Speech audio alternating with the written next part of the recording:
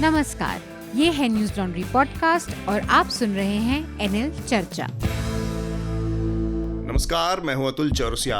आपका खर्चा आपकी चर्चा हफ्ता दर हफ्ता हम एक बार फिर से लेकर आए हैं न्यूज लॉन्ड्री का हिंदी पॉडकास्ट एनएल चर्चा। चर्चा में आज हमारे साथ एक खास मेहमान है साइकत दत्ता। साइकत द डायलॉग में कंसल्टेंट सलाहकार के तौर पर काम करते हैं, वरिष्ठ पत्रकार रहे हैं और काफ़ी समय से इन्वेस्टिगेटिव जर्नलिज्म में इनका नाम है। तो चूँकि आज हमारे सामने एक ऐसा विषय है जिस पर साइकत के अनुभव और उनके कामकाज को लेकर हम उनसे बातचीत करेंगे। इसके अलावा हमारे साथ हमारे एसोसिएट एडिटर मेघनाथ भी हैं। मेघनाथ, स्वागत है चर्चा में आपका। नमस्ते सर। नमस्ते। और साथ में हमारे सह संपादक शार्दुल कात्यायन भी हैं। शार्दुल, आपका भी स्वागत है। नमस्ते। तो इस हफ्ते की चर्चा शुरू हो उससे पहले मेघनाथ, मैं चाहूँगा कि जो हमारे श्रोता हैं उनको आप आज के जो विषय हैं उनके बारे में सबसे पहले हम जानकारी दे दें। जी सर, आज की चर्चा वैसे तो हम केंद्रित रखेंगे अर्नब गोस्वामी और पार्थो दासगुप्ता, जो कि सीईओ थे बार्क के, उनके चैट्स पर। वहां पे तो काफी हेडलाइंस है, पर मैं वो नहीं पढ़ूंगा क्योंकि हम तो उसके बारे में बात ही करेंगे। हेडलाइंस के हिसाब से जो बाइडेन ने अमेरिका के 46 राष्ट्रपति के रूप में शपथ ले ली है और ट्रंप जी अपने हेलीकॉप्टर में बैठ के निकल चुके हैं और बहुत सारे सीन्स भी आए थे उसके बारे में। बाइडेन कैसे बैठे हुए थे वो इनॉग्रेशन के वक्त, और बहुत सारे मीम्स भी बन रहे हैं उस पर।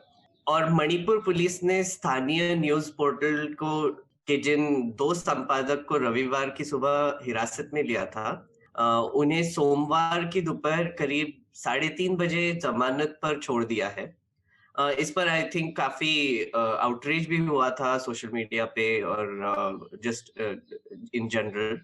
आई थिंक एडिटर्स गिल्ड ने और हमारे डिजिपब ने भी इस पर स्टेटमेंट्स दिए थे। और एक और इसी से लेकर एक और चीज हुई, परंजॉय गुहा ठाकुरता के अगेंस्ट एक अरेस्ट वारंट निकल चुका है। 2017 की एक डिफेमेशन केस है अडानी को लेकर, उसके संदर्भ में। सुशांत सिंह राजपूत केस में रिपब्लिक और टाइम्स नाउ पर दिखाई गई कुछ खबरें मानहानिकारक थी, ऐसे हाईकोर्ट ने बोला है। इसकी अभी हियरिंग चालू है। और एक और आई थिंक मैं श्रोताओं को बताना चाहूंगा कि हमारे ऊपर भी कुछ केसेस लगे थे, एक तो सकार टाइम्स की तरफ से और 2 टाइम्स नाउ की तरफ से।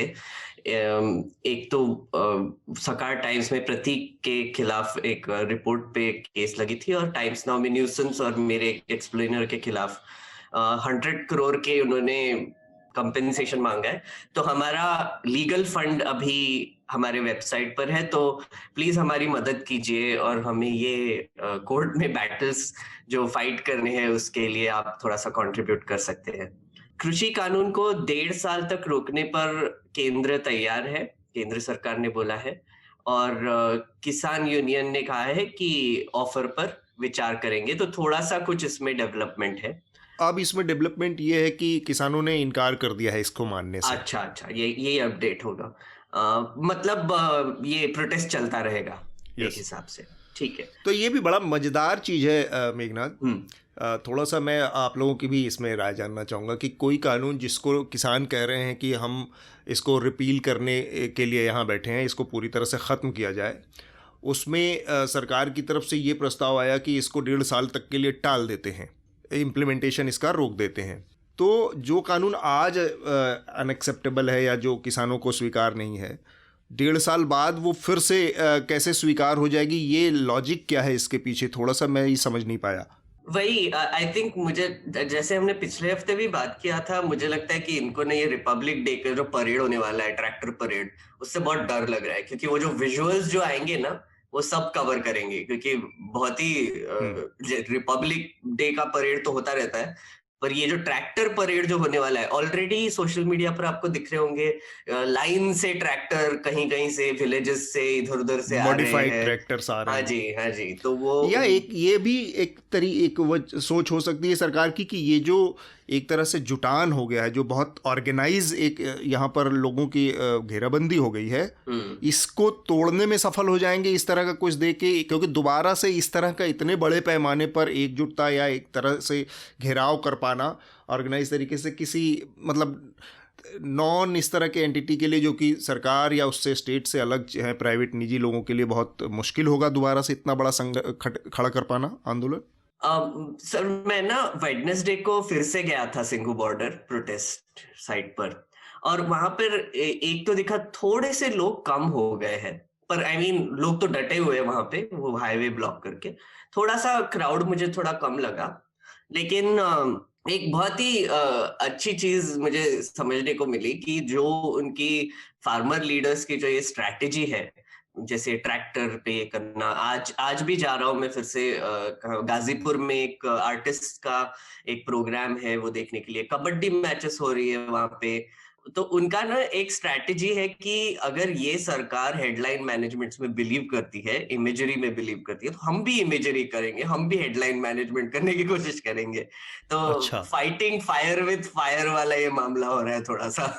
साइकत, आपको लगता है कि ये जो सरकार ने 1.5 साल तक सस्पेंशन का ये दिया, इसके पीछे कोई बहुत वेल थॉट आउट वो सोच है? नमस्कार अतुल जी।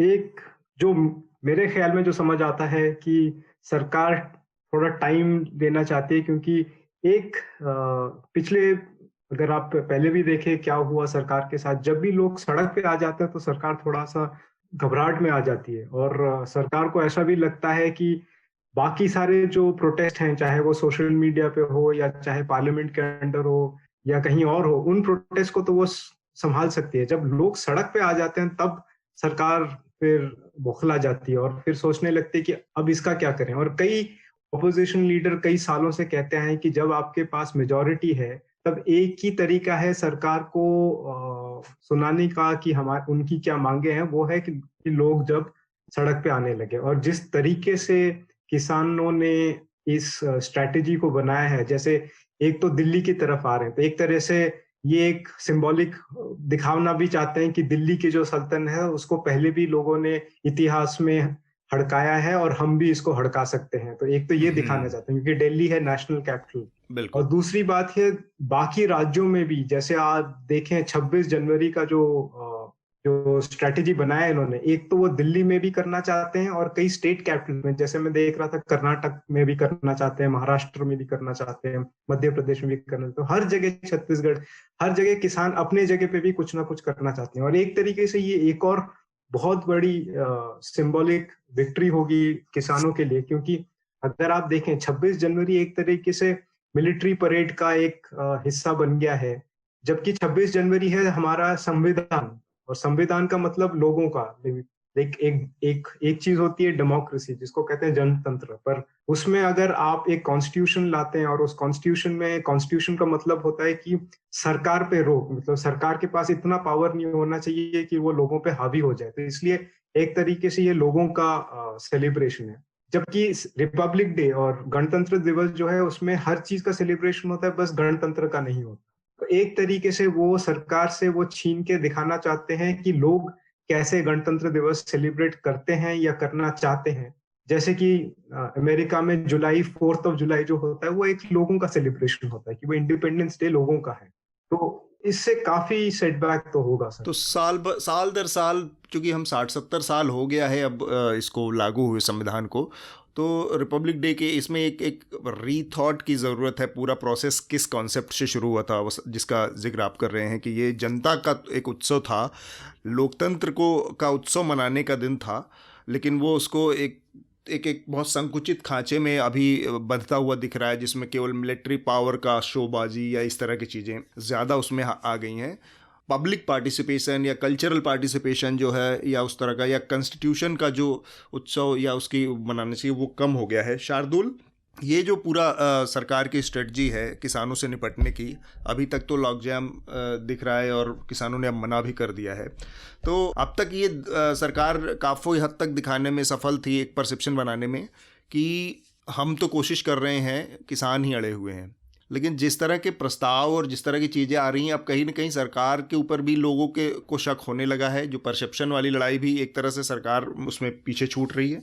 परसेप्शन वाली लड़ाई, सरकार केवल वही लड़ाई तो लड़ रही थी। देखिए, जैसे आपने कहा रैली से डर रही है, मैं जरा सा उसे ऑल्टर करना चाहूंगा स्टेटमेंट को। जैसे मेघनाथ ने कहा, सरकार रैली से नहीं डर रही, सरकार इससे डर रही है कि उसके कार्यक्रम से ज्यादा कुछ और कार्यक्रम चर्चा का विषय बन जाएगा। जैसे कहा ना कि सोशल मीडिया पर और सब जगह रैली की बात फैलती जा रही है, लोग निकल रहे हैं। अच्छा, आप जो कह रहे हैं ना टैक्टिक वाली बात, ये टैक्टिक्स आप देखिए, सरकार मतलब इस ऊंचाई पे पहुंच गई है कि उसे ये भी नहीं पता कि उसकी बातों का क्या फर्क पड़ेगा जिनसे वो बात कर रहा है। वो बात कर रहे हैं किसानों से, उन स्टेट के किसानों से जहां पे सबसे ज्यादा सेना में भर्ती होती है ना। और आप छोड़िए उन स्टेट्स को, किसानों को छोड़िए, एक आम आदमी को गद्दार या आतंकवादी सबसे ज्यादा चुभने वाली बातों में से एक होती है। और शांतिपूर्ण करने वालों को आप देशद्रोही बता रहे हैं, ऊपर से बात कर रहे हैं। और ये पुरानी बात भी नहीं है, कल ही दौसा वाली सांसद ने भी कहा, 2 हफ्ते पहले जब हम बात कर रहे थे तब वो महाराष्ट्र के राव साहब दानवे ने बोला था। कल ही दौसा की एमपी ने बोला है ना कि आतंकवादी हैं, कि 47 लेके बैठे हैं। 47 लेके बैठे हैं। अब ये भले ही मिनिस्टर ना हो, लेकिन पहले रविशंकर प्रसाद कानून मंत्री हैं और वो राव साहब दानवे भी कोई से यूनियन मिनिस्टर है, उन्होंने भी बोला था। आपके ये लोग सोचते, मतलब क्या सोच होगी और किस तरह से की, एक तरफ ये बातचीत और दूसरी तरफ ऐसे स्टेटमेंट देते हैं ये लोग, तो इसमें एक रूपता कहाँ है? सरकार अपनी एक भी बात पे टिकती हुई नहीं दिख रही। भाई, अगर आप इन्हें आतंकवादी मानते हैं तो आप बात क्यों कर रहे हैं? और अगर बात कर रहे हैं तो आतंकवादी क्यों कह रहे हैं? और वो चाहती है कि जिन्हें वो आतंकवादी बता रही है, जिन पर अभी कुछ दिन पहले उन्होंने आंसू गैस के गोले छोड़े, अब वो उन पे भरोसा करके चले जाएंगे, नहीं 1.5 साल में हम वापस चले जाएंगे। भाई, अगर आपको वापस ही लेने हैं तो आपने संसद तो बंद कर दी, डिबेट के सारे रास्ते आपने बंद कर दिए, और फिर कह रहे हैं कि बात मान लीजिए हमारी। और 26, जैसा कि साइकत ने भी कहा, 26 जनवरी सरकार का थोड़ी, जनता का उत्सव है भाई। सरकार का उत्सव बना दिया वैसा है कि हमारी नाक कट जाएगी, तो ये चीज तो ठीक है नहीं। और उन्हें लग रहा है कि सरकार से जो बात करने वाले उस वाले पत्रकार हैं, वो काफी कह रहे हैं कि नहीं सरकार और नहीं झुकेगी। सरकार को मतलब ही नहीं है झुकने ना झुकने से, उन्हें केवल अपने प्रचार से मतलब है। और आप देख लीजिएगा 26 जनवरी के बाद ये और सख्त हो जाएंगी।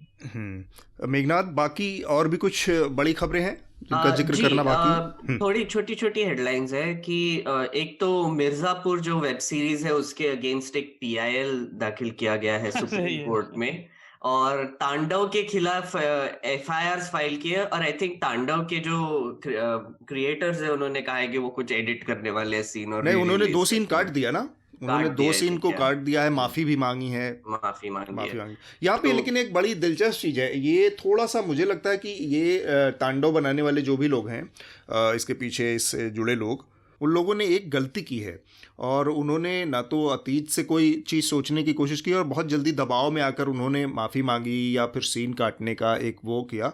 वो थोड़ा सा अजीब था, क्योंकि अब आप देखेंगे कि पिछले 8-10 सालों में इस तरह की अनगिनत घटनाएं हो चुकी हैं जब फिल्म फ्रेटर्निटी या एंटरटेनमेंट इंडस्ट्री के ऊपर अटैक इस तरह के हुए हैं।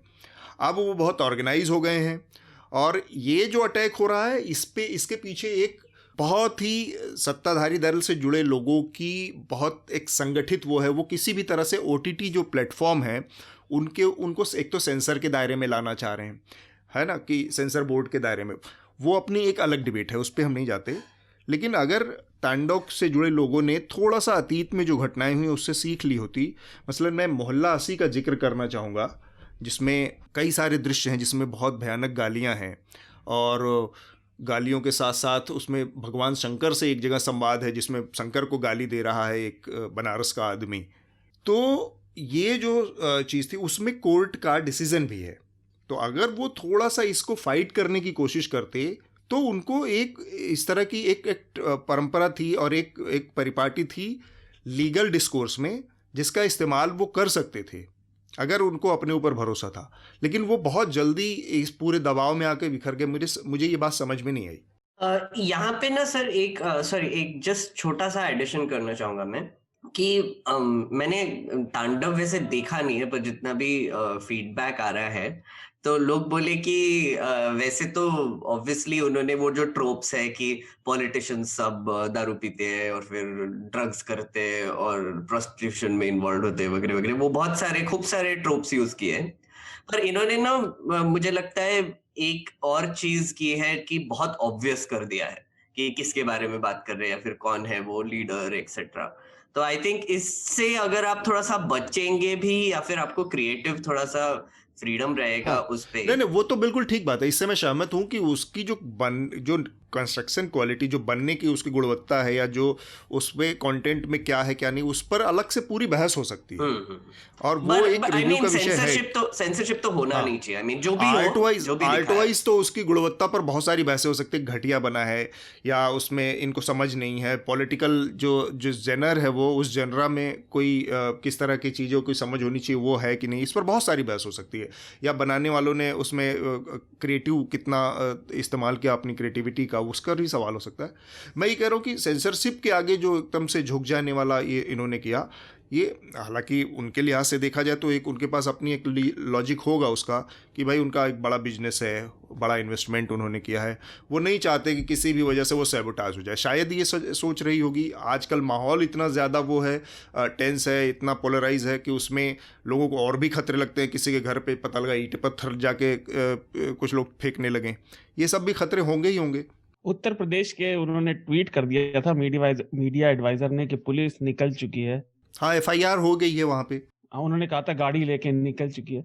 अतुल जी, मैं ये बात जरूर कहना चाहता हूँ, ये हिंदू धर्म के नाम पे जो ये होता है, हमें सही में इस पे कुछ चर्चा है ना करने की जरूरत है, क्योंकि ये तो मतलब अपने विचार के खिलाफ भी जा रहे हैं। मैं प्रैक्टिसिंग नहीं हूँ, पर मुझे जितनी भी जानकारी है इन लोगों को पढ़ना चाहिए। जो मेन धाराएं हैं हिंदू धर्म की, रामानुजाचार्य, माधवाचार्य और एक और थी, उनके आपस के आर्ग्यूमेंट पढ़े। वो भगवानों को एक दूसरे को डिसरिगार्ड करते हैं। ये पता नहीं क्या करते जा रहे हैं लोग। ये साइकत, आपको क्या लगता है ये जो पूरा तांडव को लेकर चल रहा है या मिर्जापुर सीरीज को लेकर चल रहा है, इसमें एक बहुत बड़ी चीज है जो काफी लोगों ने शायद नजरअंदाज कर दिया है, और उसमें ये बात है कि आपको याद होगा कुछ ही हफ्ते पहले सरकार ने कहा कि जितने भी OTTs हैं, बेसिकली नेटफ्लिक्स हो, आपके डिज्नी हॉटस्टार जैसे या अमेजोन प्राइम जैसे, इनको हम ministry of communication and information technology से हटा के इनको ministry of information and broadcasting के अंडर डाल रहे हैं ना। इसमें ये एक बहुत ही इम्पोर्टेंट मूव था, क्योंकि अगर आप देखें जो OTT है, इनको इंफॉर्मेशन टेक्नोलॉजी कानून के तहत इनके साथ डील करना चाहिए। अगर आप इनको MIB के अंडर डालेंगे तो किस कानून के अंदर आप डालेंगे?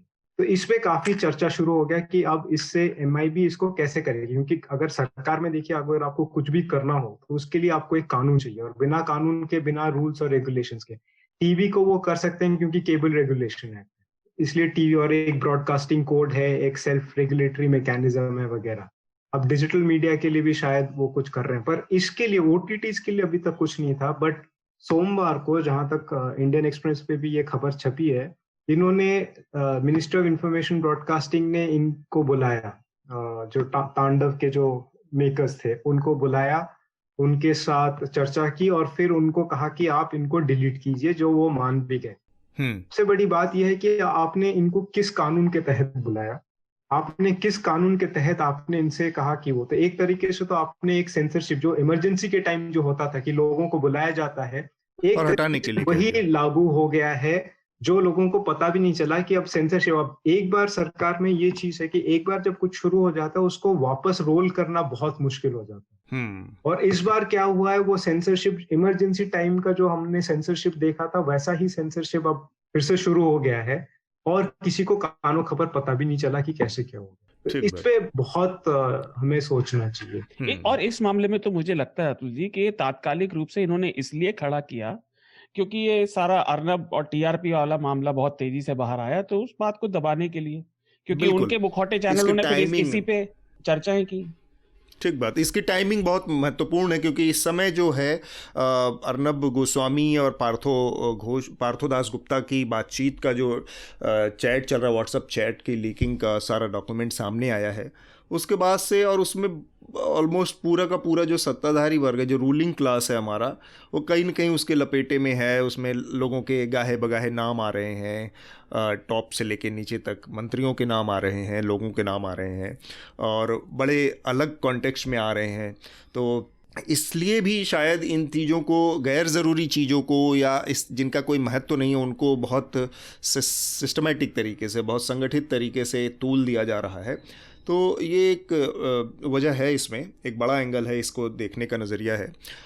हम अपनी चर्चा का मुख्य जो हमारा विषय था, अर्नब गोस्वामी और पार्थो दासगुप्ता की जो बातचीत सामने आई है टीआरपी घोटाले के तहत।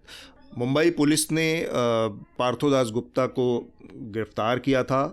फिर उनके जो व्हाट्सएप चैट थे अर्नब गोस्वामी के साथ बातचीत, वो हासिल किए। कहा जा रहा है कि वो जो एक सप्लीमेंट्री चार्जशीट इस मामले में मुंबई पुलिस ने दाखिल की है, उसका हिस्सा है ये सारी बातचीत, और वो कहीं से लीक हुई है। तो इसमें बहुत सारी चीज़ें हैं, इसमें इमोशन, ड्रामा और ट्रेजेडी तो है ही, इसमें चुगलखोरी है इसमें चुगलखोरी है, इसमें गॉसिप है, इसमें मतलब वो सारी चीज़ें हैं जो जिसके लिए जो हिंदुस्तानियों को बहुत रास आती हैं। तो हम आज जो ये मुख्य मुद्दा है, इसमें पीएनपीसी की संभावना बहुत है। पीएनपीसी क्या होता है सर? पीएनपीसी मतलब पर निंदा पर चर्चा। तो हिंदुस्तानियों तो हिंदुस्तानियों की जो ये बहुत सबसे पुरानी लत है, वो आज हम लोगों के हाथ लगी है। तो आज हम लोग इस पर बातचीत करेंगे, लेकिन ऑन अ सीरियस नोट, इसमें बहुत गंभीर चीज़ें भी हैं। तो जब बीच बीच में वो गंभीर वाला मुद्दा आएगा तो हम लोग याद भी दिलाते चलेंगे कि ये कानूनी तौर, नैतिक तौर पर, एथिक्स वाइज या कानूनी तौर पर कितनी गंभीर बात है क्या जो इसमें सामने आई है। तो मेरे ख्याल से सबसे पहली जो कमेंट्री है, सैकत से शुरू करें। सैकत, हम लोगों ने देखा 2010 में किस तरह से बहुत सारे पत्रकार सामने आए थे नीरा राडिया टेप मामले में, और उनके ऊपर यही आरोप लगे थे कि सत्ता के साथ मिलकर वो कुछ ऐसी चीज़ें हो रही थी जो कि बतौर पत्रकार उनका काम नहीं था, बतौर पत्रकार उनसे अपेक्षा नहीं थी। एक तरह की इनसाइडर ट्रेडिंग जैसी चीज़ थी, एक तरह का हितों का टकराव था। तो मुझे बस एक ही चीज़ समझ में आती है कि जो विनोद मेहता ने अपनी एक किताब में लिखा है कि पत्रकार और सत्ता का जो रिश्ता होता है, वो रिश्ता तेल और पानी के रिश्ते जैसा होता है, जो आपस में सटे रहते हैं, मिले भी रहते हैं, लेकिन अलग अलग रहते हैं, आपस में घुल मिल नहीं पाते पूरी तरह से। लेकिन यहाँ पर जो देख रहे हैं हम राडिया टेप के नज़रिए से, आपको क्या लगता है जो अब हुआ है वो उससे भी बहुत आगे की बात है? आपने काफी पुरानी बातें याद दिला दी मुझे। राडिया टेप्स का स्टोरी आउटलुक में मैंने ही किया था। जी जी। और मुझे आज भी याद है, जैसे ही हमें टेप मिला उस हफ्ते हमने कुछ और मैगजीन का कुछ और कवर हमने प्लान किया था, और वो थर्सडे था जब हमने डिसाइड किया कि नहीं, इसके वजह राडिया टेप्स की स्टोरी को चलाएंगे। और रात भर हम लोगों ने बैठ के पूरी टीम बिठाई, सबने अपने अपने हेडफोन्स पे लगा के एक एक कॉन्वर्सेशंस का ट्रांसक्रिप्शन बनाया, फिर उन सब चीज़ों को तैयार किया। फिर विनोद मेहता जी का ये भी एक डिसीजन, निर्णय था कि हम किसी के पास उनका रिएक्शन लेने नहीं जाएंगे, क्योंकि जैसे ही हम जाएंगे तो उनको खबर मिल जाएगी कि हम ये छापने वाले हैं, और फिर काफ़ी दबाव आ जाएगा और हमारा स्टोरी रुक जाएगा। तो एक तरीके से हमने रातों रात कवर हमने चेंज किया। तो अंदर कंटेंट्स का जो पेज होता है, जहां लिखा रहता है कि किस पन्ने पे आप क्या, उस पे वही पुराना चीज था जो हमने ओरिजिनली प्लान किया था, सिर्फ कवर हमने बदला, क्योंकि प्रिंट शेड्यूल जो होता है उसमें एक पन्ना ऑलरेडी छप चुका था जो कि कंटेंट्स पेज है। तो इस तैयारी के साथ फिर हमने जब किया, तो जब सुनने लगे तो हमें पता चला कि एक तरह से हिंदुस्तान में हर चीज को आप बेच सकते हो, कोई भी चीज। ईमान तो छोटी बात है, क्योंकि ईमान तो बहुत जल्दी बिक जाता है कोई भी चीज हो, हर चीज वो बिकने के लिए तैयार था। और एक तरीके से ये भी था कि पत्रकारों का जो ये कॉन्फ्लिक्ट ऑफ इंटरेस्ट है, वो बड़ा एक ही इंटरेस्टिंग एंगल मिला। लोग कहते हैं कि देखो यार, मैंने जो कहा है टेप पे, उसके लिए पैसे थोड़ी ले रहा हूँ, पर आप देखिए, मान लीजिए मैं मैनेजिंग एडिटर हूँ या एग्जीक्यूटिव एडिटर हूँ किसी चैनल का या किसी वेबसाइट का, और मैं उसके दायरे में आके मैं काफी सारे दलाली कर रहा हूँ कि कौन मंत्री बनेगा या कौन क्या बनेगा वगैरह।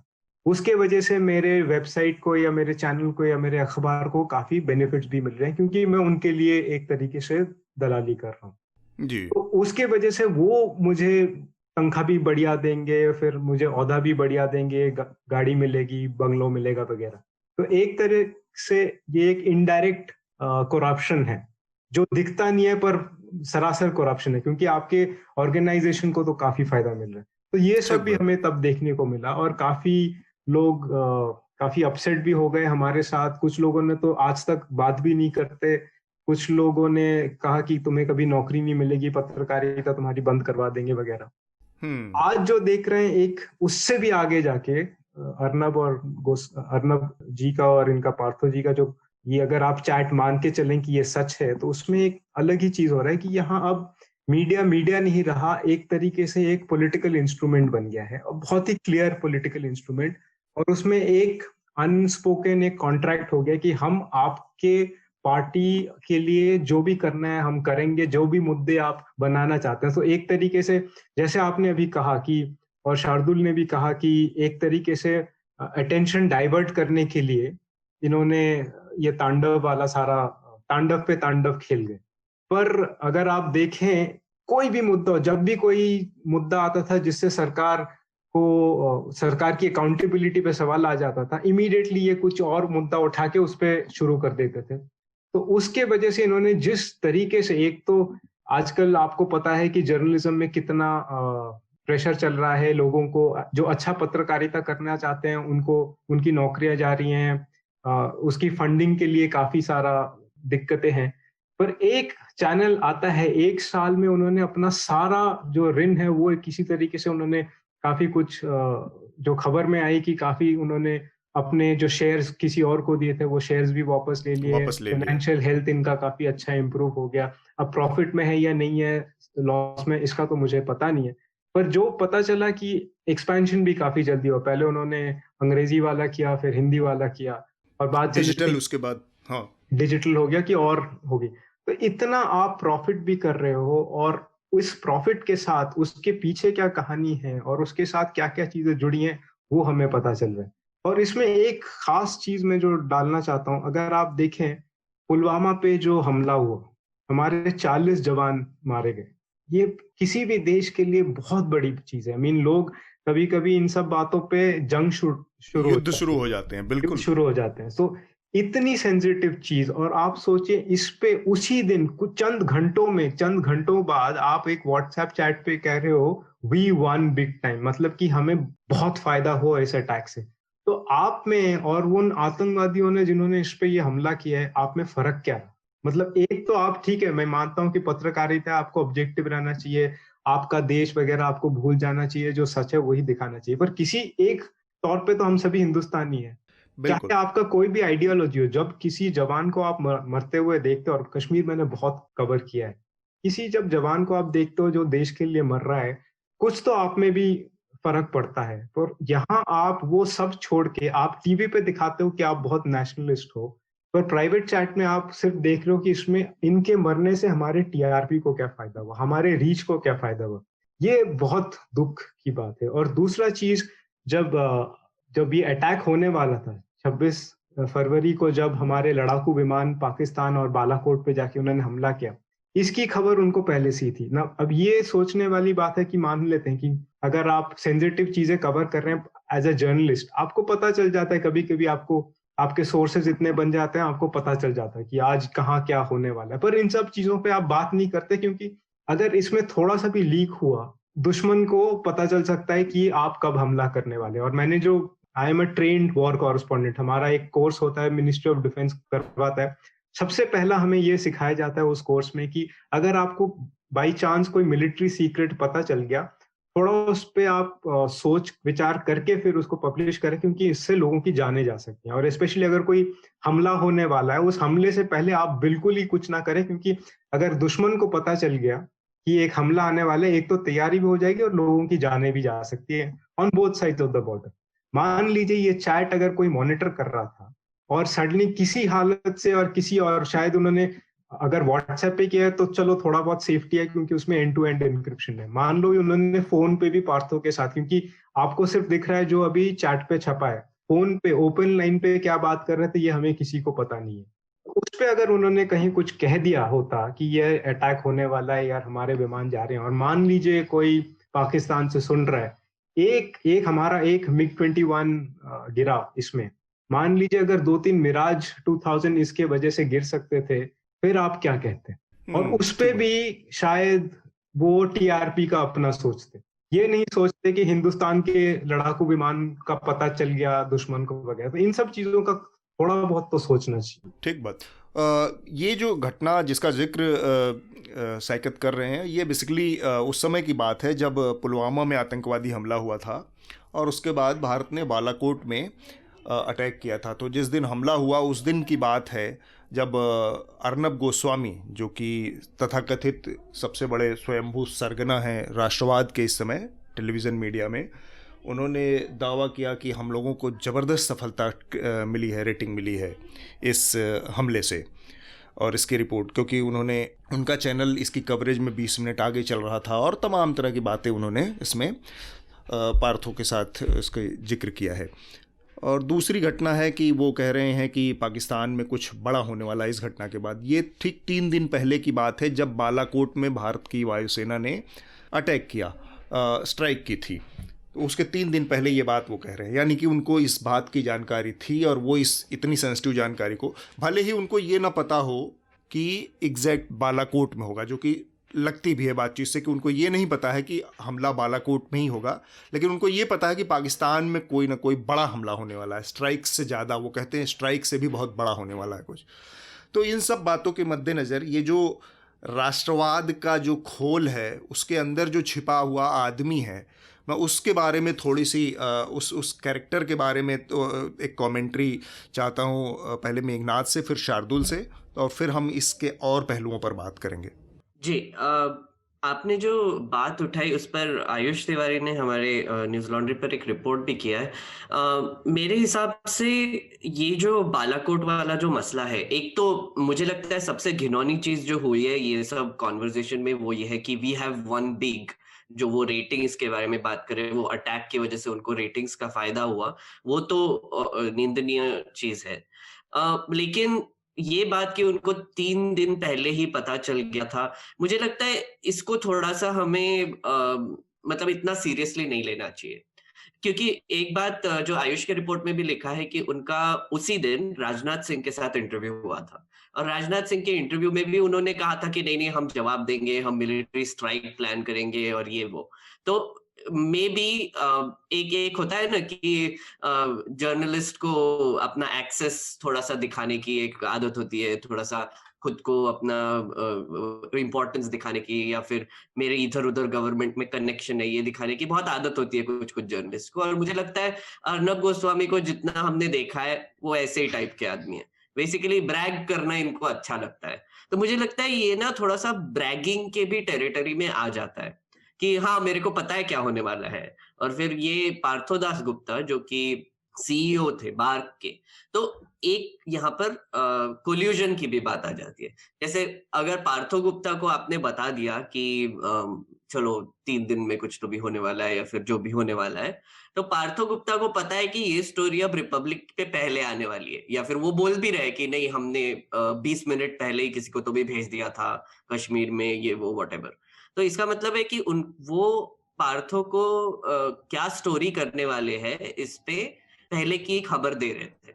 अब ये नेशनलिज्म का जो मामला है वो मैंने आज ही एक क्लिप देखा, आई थिंक प्रतीक सिन्हा ने शेयर किया था, कि कपिल मिश्रा जो है उन्होंने एक पहले बयान दिया था बीजेपी ज्वाइन करने से पहले कि अरे हम इतने इनसिक्योर क्यों हो गए हैं वेब सीरीज और इसकी वजह से, क्यों हम इतना तहलका मचाते हैं, ऐसा नहीं होना चाहिए वगैरह वगैरह। तो आप, मुझे पता है मतलब अभी जितने भी देखे ये जो कोट अनकोट नेशनलिस्ट लोग हैं, ये एक मास्क पहन के अपना बेसिकली छाती पीटना की आदत हो गई है इनको, और असल में बात कुछ और है। जैसे आपने देखा होगा अर्नब गोस्वामी के एक और चैट में उन्होंने ये बोला था कि इकोनॉमी इज स्क्रूड, इकोनॉमी एकदम घटिया हो गई है और जेटली ने हमको बेसिकली इकोनॉमी को डुबा दिया है। और पर आप अगर उस टाइप के डिबेट्स देखेंगे तो वो एकदम प्रेज कर रहे थे कि अरे इकोनॉमी कितनी अच्छी चल रही है, ये वो व्हाटएवर। तो आप ये सोच सकते हैं कि कितना दोगलापन है यहाँ पर। हाँ। और एक चीज और भी है कि ये एक तो दोहरापन जिसका बात आप कह रहे हैं उनके चेहरे का, और दूसरा ये कि बतौर पत्रकार आपके ऊपर अब भरोसा नहीं किया जा सकता, क्योंकि पर्दे के पीछे की आपकी सच्चाई ये है कि आपको पता है कि अरुण जेटली फेलियर है, हमारी इकोनॉमी डूब चुकी है, उसके बाद भी पब्लिकली आप आके झूठ बोल रहे हैं, अपने चैनल पर सब कुछ अच्छा अच्छा गुलाबी तस्वीर दिखा रहे हैं, तो ये बताता है कि आपके ऊपर बतौर पत्रकार भरोसा नहीं किया जा सकता। सर, और दो चीजें और छोटी छोटी यहाँ पर जोड़ना चाहूंगा कि एक तो अर्नब गोस्वामी ने आई थिंक 2 स्टेटमेंट दिए इसके बाद, ये चैट के रिलीज के बाद। आपको याद होगा कि लास्ट चर्चा में जब हम आखिरी के टाइम पे रिकमेंडेशंस कर रहे थे, तब मेरे हाथ ये वॉल्यूम लगा, तब ये डॉक्यूमेंट आए थे। हाँ। तो तब मैं बहुत एक्साइटेडली बात कर रहा था कि यार इस पर ही चर्चा करेंगे, और वो कर भी रहे हैं। तो उन्होंने जो 2 स्टेटमेंट दिए उसमें आपने देखा होगा कि उन्होंने तो बोल दिया कि ये पाकिस्तान की कॉन्स्पिरेसी है, राइट। एक और बहुत महत्वपूर्ण बात है कि 2 स्टेटमेंट आए हैं, इसके अलावा उन्होंने अब तक जितने भी शो किए हैं उन्होंने कहीं पे भी इस बात को खारिज नहीं किया है या खंडन नहीं किया है कि ये बातचीत उनकी नहीं है, बिल्कुल, या बिल्कुल। ये डॉक्यूमेंट्स उनके नहीं हैं, और वो कर भी नहीं सकते। इसकी एक बात है तो सर, इसलिए कर भी इसकी नहीं ऑथेंटिसिटी पर अब कोई सवाल नहीं है। हाँ, और ये कर नहीं सकते क्योंकि अगर आप सोचेंगे कि ये अगर फेक किया गया है, और मैंने देखे ये ओपिनियंस काफी, ये राइट विंग इकोसिस्टम में ये भी एक ओपिनियन है कि बेसिकली वो जो फॉन्ट है वो गलत है, इसलिए पूरा मैन्युफैक्चर्ड है। पर आप सोचिए कि मुंबई पुलिस को इतना टाइम लगेगा ये करने के लिए कि आप टाइम स्टैम्प लेके कौन सा इवेंट हो रहा है वो देख के, फिर आप कॉन्वर्सेशन मैन्युफैक्चर करके, फिर वो उसमें डाल के फिर प्रिंट आउट निकालेंगे। इतनी तो ट्रेंड है भी नहीं जेम्स बॉन्ड टाइप। मतलब हमारे बेचारे हाई स्कूल पास है सबके सब कांस्टेबल ज्यादा से ज्यादा, और 12वीं पास है सब इंस्पेक्टर। हमारे यहाँ पे इतने अच्छे स्क्रिप्ट राइटर्स पुलिस में बैठे हुए हैं, तो ये तांडव वाले क्या कर रहे हैं यार, इनको ही बोल दो कि लिख देखा वेब सीरीज अच्छा वाला।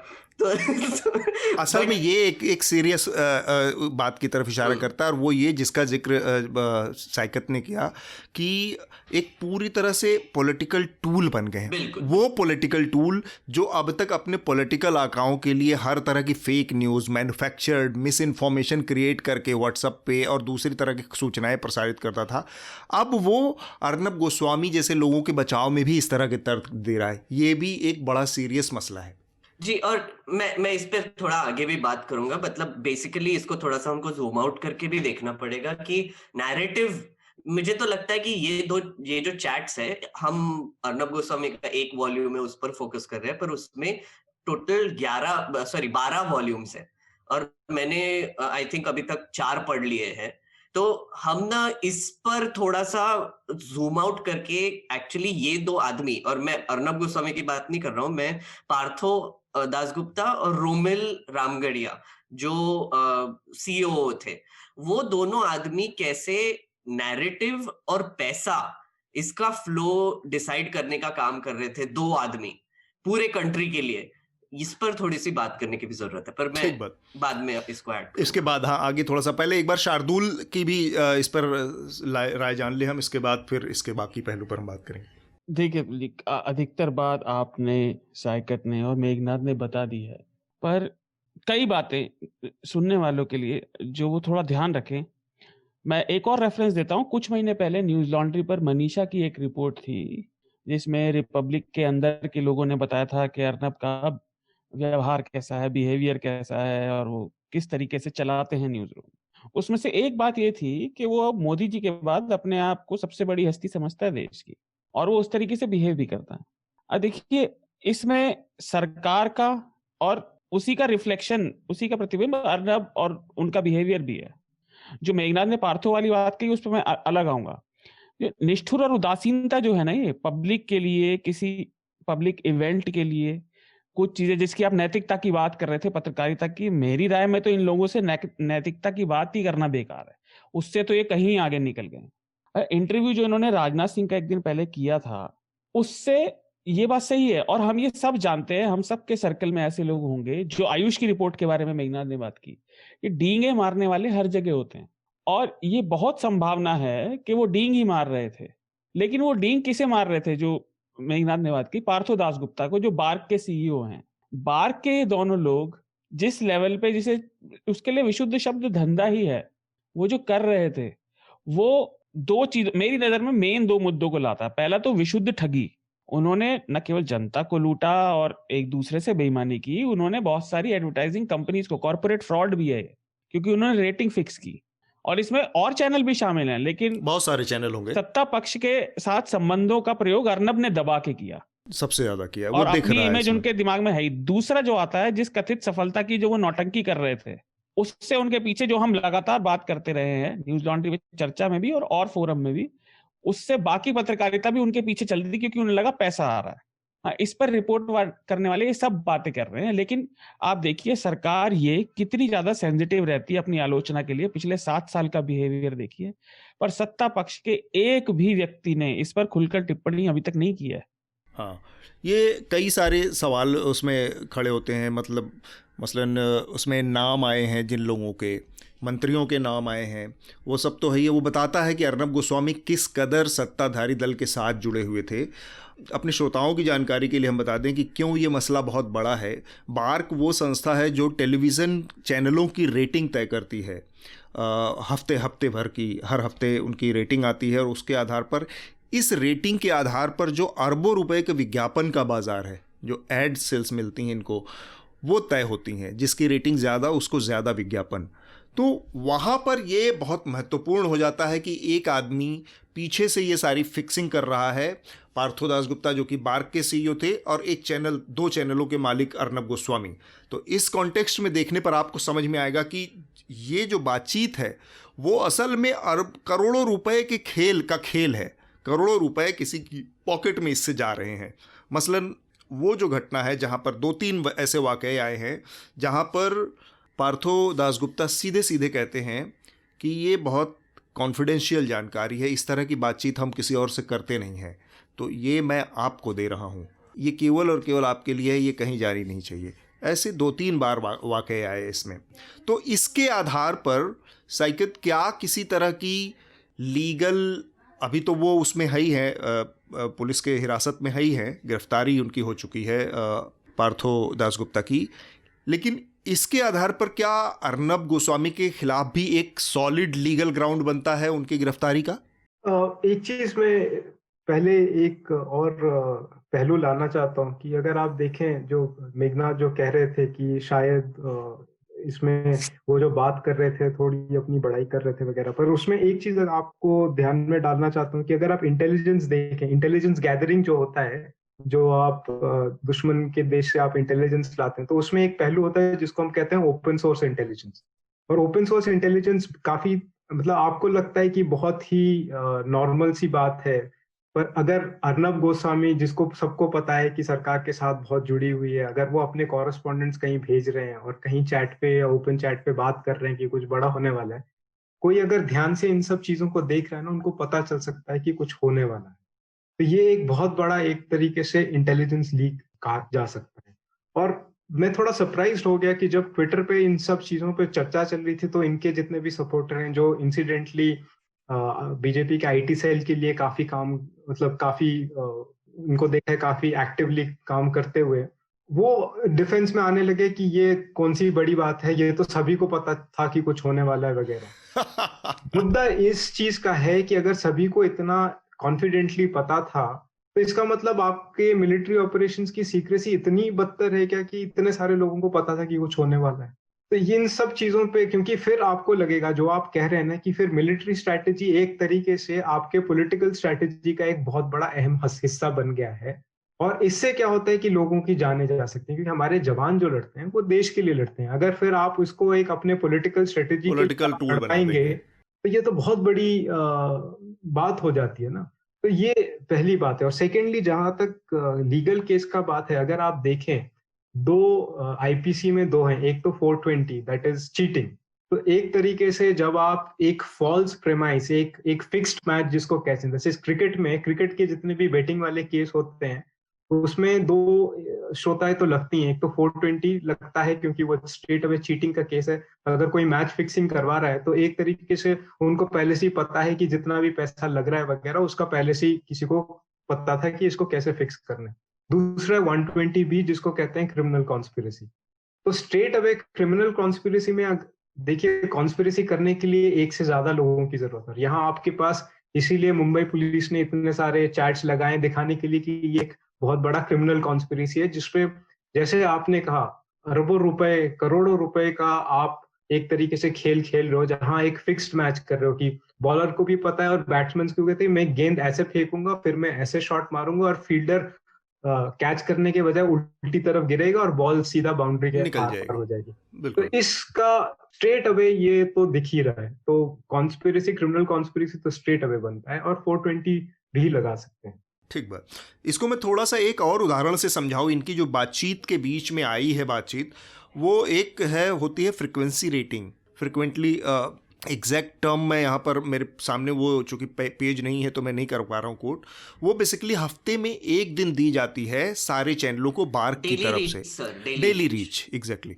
वो हफ्ते में एक दिन दी जाती है, जिससे चैनलों को ये पता चलता है कि हफ्ते भर के दौरान कौन सा वो कंटेंट था, कौन सा इंटरव्यू, कौन सा न्यूज़, कौन सी रिपोर्ट, कौन सा एपिसोड जो सबसे ज़्यादा लोगों ने देखा। ये जानकारी पार्थोदास गुप्ता अर्नब गोस्वामी को सेम उसी दिन दे रहे हैं। तो अर्नब गोस्वामी, बाकी चैनलों को जो जानकारी एक हफ्ते बाद मिलनी है या 5 दिन बाद मिलनी है, 6 दिन बाद, वो लगभग रियल टाइम में 5 घंटे, 3 घंटे, 4 घंटे बाद अर्नब गोस्वामी को मिल रही थी पार्थोदास गुप्ता के जरिए। तो इससे होता क्या कि अर्नब गोस्वामी को पता होता कि क्या देखा जा रहा है, तो वो उस तरह के कंटेंट को बढ़ा सकते हैं, या कोई भी ऐसा कर सकता है। ये अपने आप में पूरा बताता है कि सीधे सीधे जो 120B का जिक्र किया सैकत ने, कि इसके तहत एक क्रिमिनल कॉन्स्पिरेसी का केस बनता है। खैर, इसके अलावा भी और बहुत सारी चीज़ें हैं। कॉन्फ्लिक्ट ऑफ इंटरेस्ट उसमें से एक है। इसके बदले में जो सेवाएं पार्थोदास गुप्ता अर्नब गोस्वामी को दे रहे थे, इसके बदले में पार्थो बहुत कुछ अपने लिए भी मांग रहे हैं। तो मेघनाद ने बहुत पढ़ा है इस पूरे डॉक्यूमेंट को लगातार। उनकी एक रिपोर्ट भी 1-2 आई है और बाकी 2 रिपोर्ट में उनका इनपुट्स रहा है। मेघनाद, वो कौन सी चीज़ें हैं जो जिन्होंने आपका ध्यान सबसे ज़्यादा खींचा इस दौरान, आप इस पूरे डॉक्यूमेंट के पढ़ने के दौरान? सर, मैंने मैं एक्चुअली वो चैट्स अभी भी पढ़ रहा हूँ और इसमें से बहुत सारी चीजें बाहर निकल रही है। मैंने अर्नब गोस्वामी का जो चैट है वो पूरा इग्नोर कर दिया, क्योंकि मेरा इंटरेस्ट जो था वो पार्थो दासगुप्ता और रोमिल रामगढ़िया, जो दोनों बार्क के ऑफिशियल्स थे, उनके चैट्स में ज्यादा था। तो मैं वो चैट्स को सेंट्रल पॉइंट लेकर बाकी के वॉल्यूम्स में क्या क्या बातें हो रही है ऐसे इन्वेस्टिगेशन कर रहा हूँ। तो इसमें कुछ बातें हैं जो बहुत ही सरप्राइजिंग है, और ये आई थिंक श्रोताओं को समझाने के लिए मैं एक छोटी सी कहानी बताना चाहूंगा। आप सोचिए कि आपका एक रैंकिंग है 1 से 10 तक, और 5 नंबर का चैनल है जो, और सब चैनल अभी चलिए गवर्नमेंट करप्शन पे एक स्टोरी कर रहे हैं। अब 5वें नंबर का चैनल है, उसको ऊपर जाना है नंबर 4 पे। तो वो डिसाइड करते हैं कि हमें कोई और स्टोरी करेंगे, हम ऐसी स्टोरी करेंगे कि सिगरेट पीना हमारे लिए अच्छा होता है। तो वो स्टोरी करने लगते हैं और फिर वीकली रेटिंग आती है कि अरे आप तो नंबर 5 से नंबर 4 हो गए। तो फिर वो जो नंबर 4 वाला चैनल है, उसका मार्केटिंग डिपार्टमेंट सोचता है कि भैया इनका ये स्टोरी की वजह से ये ऊपर चले गए तो हमको भी करना पड़ेगा। और जो नंबर 3 वाला जो चैनल है वो सोचता है कि अरे हमको नंबर 4 नहीं होना है तो हम भी वही करेंगे। तो नंबर 3 से लेके नीचे जो भी चैनल्स है वो सब सिगरेट पीना अच्छा होता है इस पर स्टोरी करते हैं। अब ये जो नंबर 2 और नंबर 1 चैनल है जो गवर्नमेंट करप्शन पर कर रहे हैं, उनको भी थोड़ा डर लगने लगता है कि यार ये तो राइज होते जा रहा है। वीक बाय वीक अगर इनका रैंक बढ़ता गया, जो नंबर 5 का चैनल है वो 4 हो गया, 3 हो गया, 1 हो गया, तो फिर इसके नीचे जो भी चैनल्स है आसपास जो भी रैंक्स है, वो चैनल सब वही स्टोरी करना शुरू करेंगे। इसमें फैक्ट फिक्शन कुछ फर्क नहीं पड़ता, रेटिंग्स चाहिए, एड्स आने चाहिए। अब ऐसी स्थिति बन गई है कि नंबर 1 वाला चैनल सिगरेट स्मोकिंग पर कर रहा है, उनके एंकर लाइव सिगरेट भी स्मोक कर रहे हैं और बोल रहे हैं कि इसका फायदा हो रहा है। अब व्यूअर ये सोचता है कि ये जो नंबर 5 वाला जो चैनल था ना, इसने सबसे पहले ब्रेक किया। अब ये नंबर 5 वाला चैनल ये भी बता रहा है कि हमने सबसे पहले ब्रेक किया, तो उनको लगता है कि इनके पास सबसे ज्यादा बेस्ट इंफॉर्मेशन है। तो फिर ये भी फूकते फूकते अपना वही चैनल देख रहे हैं, ट्वीट कर रहे हैं कि अरे इन्होंने सबसे पहले किया। तो ऐसे नैरेटिव सेटिंग होता है। अब होता क्या है कि अगर ये रेटिंग्स एजेंसी को पहले से ही पता है, जैसे आपने बोला कि डेली रीच फिगर्स, अब अगर आपको वीकली फिगर्स मिल रहे हैं तो फिर आपको पता चलेगा, जैसे थर्सडे को रिलीज होता है रैंक, तो आपको पता चलेगा कि अच्छा हमने जो सैटरडे को स्टोरी की थी वो अच्छी थी, तो पर वो स्टोरी तो मर चुकी है, तो फिर अच्छा ठीक है, मतलब अभी थर्सडे को कोई और स्टोरी चल रही है, क्योंकि इतना फास्ट पेस्ड ये मीडियम है। पर अगर आपको डेली रीच मिल रहा है, आपको सैटरडे को ही पता चल गया कि सिगरेट स्मोकिंग वाली जो स्टोरी है वो अच्छी चल रही है, तो फिर आप संडे को भी करेंगे, फिर आप मंडे को भी करेंगे, फिर एक ट्यूसडे को भी करेंगे, तो फिर आपका वीकली रेटिंग जो है वो दिखाएगा आपका रैंक बढ़ गया है। तो इसमें एक अनड्यू एडवांटेज मिल गया था रिपब्लिक को इस मामले में, कि उनको डेली रीच फिगर्स जब मिल रहे थे तब उनको रियल टाइम पता चल रहा था कि कितने लोग उनका चैनल देख रहे हैं और कौन सी स्टोरी अच्छी चल रही है। और ये बाकी के जो पार्थों के चैनल्स लिए हैं, एथिकली गलत था इस तरह का सूचना देना जी, उनको। क्योंकि कॉन्फ्लिक्ट ऑफ इंटरेस्ट हो गया, क्योंकि वही रैंकिंग्स डिसाइड कर रहे हैं। और दूसरी चीज जो इसमें बहुत इंटरेस्टिंग है वो है, आपने जैसे कहा कि बाकी के चैनल्स भी इन्वॉल्व थे, ऐसे मैंने काफी वाकये देखे, उस पर मैं स्टोरी भी कर रहा हूँ कि इंडिया टीवी इलेक्शंस जब हुए थे 2019 के, तब नंबर 2 पे था। मतलब उन्होंने बोला था कि काफी रीच है इनकी, काफी लोग देख रहे हैं। तो पार्थो और रोमिल ने मिलकर उनका व्यूअरशिप डेटा कम करके उनको नंबर 3 कर दिया था। और फिर जब कुछ महीने बाद इंडिया टीवी वालों को आई थिंक शक हो गया था कि क्या हो रहा है यहाँ पे, उन्होंने डेटा मांगा कि हमको पूरे साल का डेटा चाहिए, जो भी है, कितना रेटिंग्स था एक्सेट्रा। उन्होंने फिर से वो मैनिपुलेट करके उनको नंबर 2 दिखा के उनको रिपोर्ट दे दिया।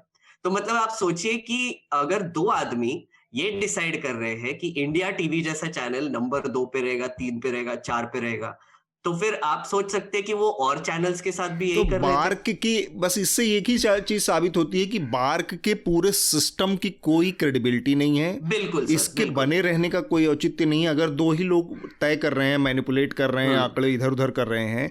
और सोचिए कि ये इन हेर फेर से करोड़ों रुपए इधर उधर हो रहे हैं और इनके एक जेब सर में जाने एक की और बजाय। छोटी सी चीज बोलना चाहूंगा मैं कि आप सोचिए कि रेटिंग एजेंसी का काम क्या होता है। आप ग्राउंड से डेटा लेंगे, जो व्यूअरशिप डेटा, उनका सैंपल साइज 44,000 का है, उन्होंने घर पे पीपल मीटर लगा रखे हैं जिसमें लोग क्या देख रहे हैं वो पता चलता है। अब इनका एक आउटलायर पॉलिसी था। इसका मतलब है कि अगर सोचिए कि आप इंडिया टीवी देख रहे हैं और आप सो गए बीच में, तो आप ऐसे दिखेगा कि आप 12 घंटे के लिए इंडिया टीवी देख रहे थे, तो इसको आउटलायर बोला जाता था या फिर अबनॉर्मल डेटा। तो अब इन्होंने क्या किया कि पहले जब उन्होंने शुरुआत की थी तो ये अबनॉर्मल डेटा वो लोग आइडेंटिफाई करते थे और इसको निकाल देते थे। पर हुआ क्या कि बीच में इन्होंने पॉलिसी चेंज करके इसमें टैंपरिंग की डेटा भी ऐड कर दी।